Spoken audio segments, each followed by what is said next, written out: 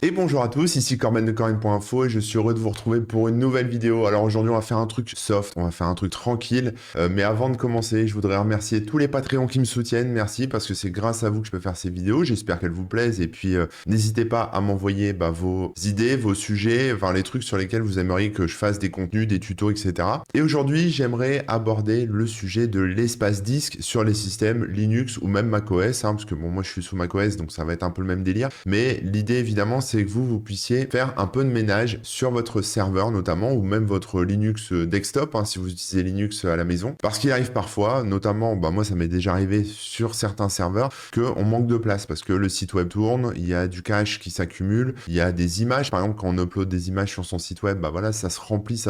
Et puis ça ne nous prévient pas forcément que ça commence à atteindre les limites du disque et on se retrouve avec un Linux qui se comporte un peu de manière bizarroïde, qui plante, qui fait des erreurs, etc.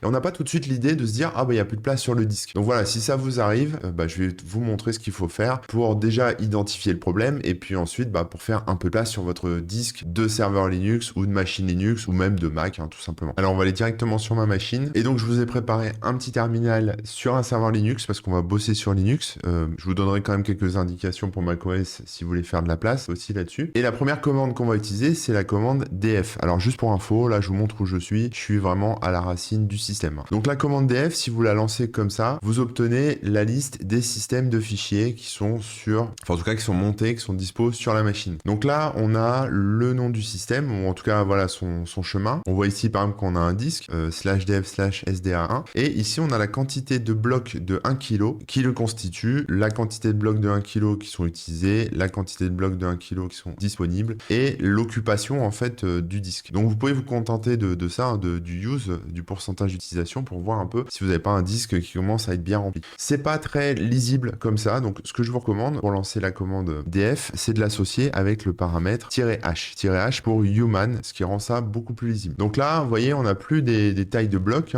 on a carrément une taille en giga ou en méga, etc., etc. Donc là, avec la commande df-h, vous avez déjà quelque chose de plus accessible. Ça change rien sur l'occupation, on est toujours à 15% sur SDA1, etc. Mais on voit que voilà, on est sur un disque de 158 Go, qu'il y a 23 Go qui sont utilisés et 129 Go de dispo. Donc niveau place, je suis encore très à l'aise là-dessus. Mais bon, je vais partir du principe que maintenant que j'ai spoté l'endroit où c'était bien rempli, je voulais faire du ménage. Donc par exemple là, je vais faire du ménage sur ma partition home, qui est montée en tout cas sur slash. Je dis partition home, mais partition du système. Mon home se trouve à l'intérieur et donc c'est le device, c'est /dev/sda1 et c'est monté sur sur la racine, donc c'est là où je suis. Donc comme je suis sur un système Debian et que je pars du principe que vous aussi, ou peut-être Ubuntu, etc., parce que c'est quand même la distrib, on va dire, la plus connue, on va d'abord faire un sudo apt auto-remove. Alors auto-remove, ça permet de virer en fait toutes les dépendances qui sont pas nécessaires. Voilà, si vous avez eu des packages qui ont été installés, des logiciels, etc., avec la commande apt, eh bien ça permet de nettoyer tout ça. Donc je vais la lancer et là il me dit voilà, il y a ce package là que je vais supprimer, est-ce que tu es ok? Donc je vais dire oui, ça va libérer 73,7 mégabytes de disque, d'espace disque. Donc là en l'occurrence sur mon cas spécifique, on était sur une image de Linux qui était dans sa version 4.19, sauf que moi j'utilise la version 4.19.0-23 et là c'était la 0-14, donc une version plus ancienne. Donc il m'a régénéré automatiquement le fichier de grub, etc., pour le démarrage. Bon, ça n'a pas d'impact. Ça c'est la première étape, sudo apt auto-remove. Si vous êtes sous Mac, vous pouvez faire un brew auto-remove, ça va faire la même chose, ça va supprimer les packages non utilisés, les dépendances, etc., non utilisées qui auraient été installés avec brew par le passé. Donc c'est brew, je vous montre, moi ça marchera pas là-dessus, mais voilà, brew auto-remove. Maintenant, on a aussi des paquets qui sont en cache, parce que apt met en cache des paquets, donc stocke pas mal de trucs. Donc là, on va faire un sudo apt clean. Il n'y a rien du tout dedans. Bon voilà, je peux pas vous montrer, mais il n'y a rien qui est stocké dans le répertoire /var/cache. Donc rien à nettoyer là-dessus. Mais faites ça, et si vous êtes sous Mac, vous faites un brew cleanup. Ça va pareil nettoyer tout ce qui n'est pas nécessaire à brew. Voilà. Donc là-dessus, j'ai déjà gagné un petit peu de place. Maintenant, vous avez peut-être des fichiers qui sont sur votre serveur qui bouffent une place folle et qui sont toujours les mêmes. Par exemple, certains fichiers de log, etc. Donc déjà, on va essayer de les localiser. Les localiser avec la commande find. Alors find, on va lui passer en paramètre le point pour lui dire tu cherches dans ce répertoire courant et évidemment dans tous les sous-répertoires. Et on va lui préciser avec le paramètre -name ce qu'on cherche. Donc si vous cherchez un nom de fichier précis, par exemple si vous avez un fichier qui se crée dans tous vos dossiers. Alors sous Mac, on a souvent le fichier ds_store parce qu'en fait, c'est le fichier qui se crée automatiquement quand vous personnalisez des répertoires avec le Finder. Par exemple, vous mettez une vue en liste ou une vue en fichier ou vous avez des images, des vignettes, etc. Bon, bah lui, il va stocker tout ça. Donc en général, les gens sous Mac font des recherches un peu comme ça. Moi, même sur mon serveur Linux, en faisant cette recherche, je me rends compte qu'il y a ces petits fichiers ds_store qui traînent parce qu'ils ont été laissés là par des développeurs, notamment sur Docker. Voilà, ça a été abandonné par les développeurs qui ont créé ces modules, etc. pour Docker et ils les ont laissés. Donc quelque part, c'est cool parce que du coup, moi, je vais pouvoir les modifier, les supprimer. Là, pour l'instant, j'ai juste lancé une recherche. Regardez, sudo find.name et j'ai mis en paramètre, entre guillemets, .dsstore. Voilà, donc là, il recherche vraiment le fichier précisément. Si je veux trouver, par exemple, d'autres types de fichiers, je peux faire, par exemple, par extension, je vais lui dire, cherche-moi étoile.log. Voilà, trouve-moi tous les .log. Et donc là, il va me sortir plein de .log, etc. J'ai pas envie de supprimer mes .log, donc c'est pas nécessaire. Vous pouvez, par exemple, faire, vu que c'était du dsstore tout à l'heure, vous pouvez faire étoile_store, par exemple. C'est juste un exemple, hein. C'est pour vous montrer, en fait, qu'il va me retrouver quand même les fichiers dsstore, mais parce que, voilà, je lui ai mis la petite étoile. Bon, ça, vous connaissez, hein, je vais pas vous réexpliquer le concept de ce genre de syntaxe, mais voilà. Comme ça, avec ça, vous allez pouvoir localiser déjà les fichiers. Donc moi, maintenant, une fois que j'ai localisé tous mes dsstore avec la commande find, je vais les supprimer. Et pour ça, find est bien fait, puisqu'on peut rajouter le paramètre delete juste derrière. J'envoie, et là, il va rien de m'afficher, mais en fait, il va, voilà, il les a tous supprimés. Donc maintenant, si je refais une recherche sans le paramètre delete des fichiers dsstore, il va plus rien trouver du tout. Voilà, il me renvoie rien, il a rien trouvé, tout va bien, j'ai supprimé tous les dsstore. Et donc, en retapant la commande df-h, je peux voir que, bon, ça n'a pas trop bougé, évidemment, parce que c'est pas des gros fichiers, mais je peux voir encore l'occupation, et là, vous verrez si vous avez gagné de la place sur votre disque. Autre truc qu'on peut faire aussi, c'est afficher tous les sous-dossiers, leur taille, etc. Parce que là, si je fais un petit ls, vous voyez, j'ai tous ces répertoires-là, mais je sais pas où se trouvent les gros fichiers. Donc, je vais lancer la commande du, qui est disk usage, avec le paramètre h pour human, readable, et le paramètre s pour lui dire d'afficher uniquement la taille du répertoire et pas tous les fichiers un par un. En fait, le s veut dire sum, la somme. Donc, il va juste faire la somme de tout ça. Et je vais lui mettre une petite étoile. Voilà, j'envoie. Alors, j'aurais dû mettre un petit sudo devant, effectivement, pour qu'il puisse lister tout. Voilà. Et là, vous voyez, avec mon petit sudo, bon, j'ai un truc un petit peu moche, mais il m'affiche, voilà, il me dit tel dossier fait 4 kilooctets, tel dossier fait 81 mégas, le dossier run 80 mégas. Là, j'ai un dossier user de 1,4 giga, etc., etc. Donc, on a déjà un petit aperçu. Par exemple, je vois que dans var, j'ai 25 gigas. Bon, ok, très bien. Mais, vous voyez, c'est un peu le bordel. On comprend pas tout, c'est pas ordonné, etc. Donc, c'est là où on va pouvoir utiliser le paramètre sort. Alors, je vais vous faire un petit clear, on se remet propre. Voilà. Alors, sort, on va lui passer avec un pipe. Le pipe, c'est cette barre verticale que vous pouvez faire. Alors, sous macOS, c'est la touche option majuscule et L. Voilà. Sous Windows, je ne saurais pas vous dire. Et sous Linux, je crois que c'est un truc un peu comme ça. Ça doit être Alt, majuscule, L ou quelque chose comme ça. Vous l'avez aussi sur votre clavier, normalement sur la touche 6. Donc, voilà. Vous avez un pipe qui se cache sur la touche 6. Donc, vous pouvez aussi l'appeler comme ça. Et ensuite, je vais appeler la commande sort. Alors, la commande sort, ça permet juste de trier cet affichage, en fait. Et je vais le sortir par, toujours pareil, quelque chose de lisible par l'humain, -h, et -r pour dire reverse. Reverse parce que je veux que ça soit trié du plus gros au plus petit. Je lance la commande. Là, il me fait toute l'analyse et il m'affiche ceci. Donc là, j'ai une meilleure vue quand même. Je peux voir que, voilà, j'ai tous les sous-dossiers, en fait, du répertoire où je suis, qui sont listés par taille. Donc, je vois que mon problème, par exemple, si j'avais un problème, se situerait dans var. Maintenant, en allant dans var, donc si je vais dans var, je vais relancer ma commande. Et là, je vois que dans var, mon plus gros problème, c'est la lib. Lib 22 gigas, etc. Je vois aussi que j'ai du log et du cache qui prennent quelques mégas, etc. Bon, rien de foufou. Je peux voir évidemment avec la commande ls tous ces fichiers. Et je vais aller dans lib pour voir un peu ce que ça donne. Donc, je vais faire cd lib ls. Je vais relancer mon listing. Je pense que ça va se situer au niveau de Docker. Voilà, j'avais raison. Mais comme j'ai pas trop envie d'aller gratouiller là-dedans, je vais remonter d'un niveau. Je relance ma commande avec la commande du. Voilà, je vois que j'ai discours aussi. Donc, je vais aller dans discours. Et dans discours, j'ai des fichiers, j'ai des dossiers, j'ai plein de trucs. Et là, je me suis dit, ça serait marrant d'aller lister des fichiers. Par exemple, ici, voilà, c'est tous mes dossiers, enfin mes images en fait dans Discourse. Donc si je fais un petit ls, vous allez voir que je me retrouve avec plein de PNG. Et peut-être que parmi tous ces fichiers uploadés, voilà, là on voit il y a des gifs, il y a plein de trucs. Il y a peut-être des MP4, des vidéos, j'en sais rien du tout. Mais ça, c'est ce que je vois avec la commande ls. Ls, vous la connaissez, si vous faites du Linux, elle est assez classique. Et ls aussi, on peut lui sortir des paramètres, on peut lui proposer des paramètres. Si on veut plus d'infos, avec ls, on a le paramètre -l pour avoir un listing plus conséquent avec plus de détails, et le paramètre a pour lui dire d'inclure tout, même les fichiers cachés, etc., de tout afficher. Donc je vais faire ls-a et vous voyez, j'ai pas la même présentation. Là, je vois les droits, je vois la taille des fichiers, je vois leur date, date, etc.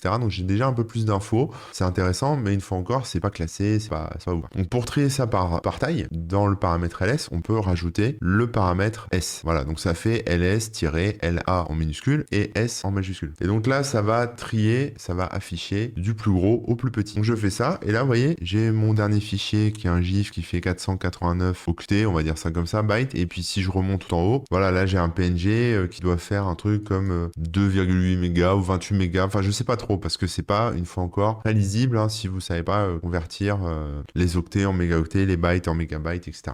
Donc ce qu'on va faire, c'est qu'on va rajouter encore un paramètre. Après notre ls-las majuscule, on va rajouter le paramètre h. Voilà, donc ça fait ls-las h majuscule pour, enfin h minuscule pardon pour human, pour dire voilà, je veux un rendu lisible par l'humain. Et là, vous voyez, j'ai mes unités, 29 kilos. Et donc si je remonte là-haut, mon 28 quelque chose, je suis allé trop loin, c'était bien 2,8 mégas. Et là, c'est ordonné. Et là, comme ça, vous pouvez voir quand vous avez spoté le répertoire dans lequel il y a des gros fichiers qui vous embêtent, etc. Vous pouvez trier comme ça avec la commande ls. Avec cette commande-là, vous pouvez mieux voir la taille des fichiers et donc voir un peu ce qui pose problème. Pour évidemment soit le supprimer, soit le déplacer, etc., etc. Bon, admettons maintenant que vous n'ayez pas envie de faire tout ça, ce petit travail de détective, etc. On va retourner sur la racine. Voilà, je suis à la racine de mon système. Et là, on se dit, voilà, je voudrais que tu me recherches. Je voudrais chercher en fait tous les fichiers, qui, peu importe où ça se trouve sur ma machine, qui ont une taille supérieure à 50 mégas ou 100 mégas, ou voilà, des gros fichiers. On peut mettre 3 mégas hein, si vous voulez, et